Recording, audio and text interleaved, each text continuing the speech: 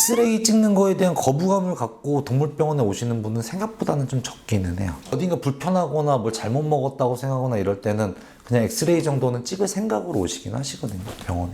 다른 거 검사에 비해서는 상대적으로 훨씬 어렵지 않게 접근성이 좋은 거죠. 그러니까 먼저 찍어보는 거예요. 엑스레이는 디지털 엑스레이로 찍으면 2분이면 찍어요. 그런데 그거를 자세히 판독한 눈이 중요한 거죠.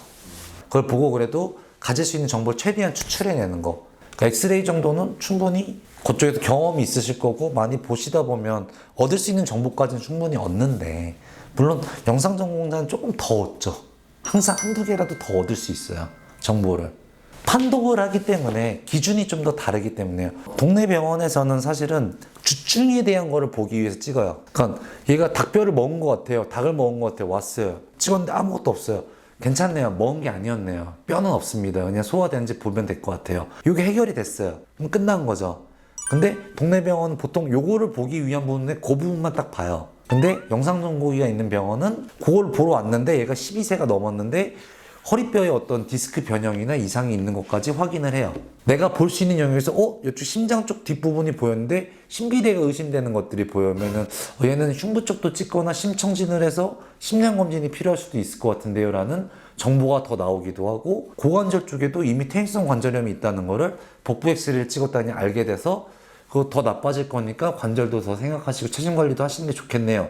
이런 말들이 좀 추가적으로 더 나갈 수도 있어요. 그러니까 보는 시야가 아무래도 주중만 보는 게 아니고 그 판독 사진을 통해서 얻을 수 있는 정보를 최대한 얻으려고 하는 게 아무래도 영상 전공의들이 하는 일이다 보니까, 일반적인 로컬에서 좀 더 주중에 집중해서 정보를 얻는 거에 비해서 주중에 대한 정보는 당연히 없고, 추가적으로 그 안에 있는 거를 내 책임이라고 생각하기 때문에 전부 다 읽을 수 있는 걸 전부 다 읽어내려고 하는 게 아무래도 좀 더 정보를 주는 힘이긴 합니다.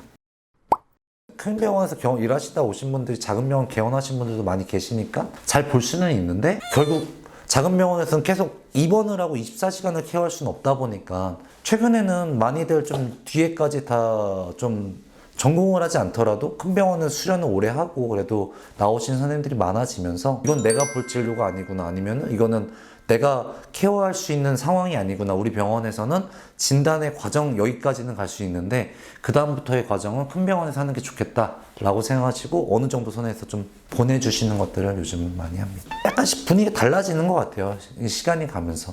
예전에는 그런 애들을 타 병원에 보내서 뭐 큰 병원에 보냈는데, 그럼 보내면은 내가 뭐 진단 못한 거를 나중에 들으면은 괜히 내가 욕을 먹으면 어떡하지? 막 이런 걱정 때문에 막 이렇게 싸고 두거나 이런 것들을 생각하기도 했었고, 이런 시대도 예전에는 있었다면 요즘에는 그래도 좀 더 애들을 위해서 생각하는 그런 부분으로 로컬 병원 선생님들께서도 좋은 마음으로 다 잘해주시는 것 같아요.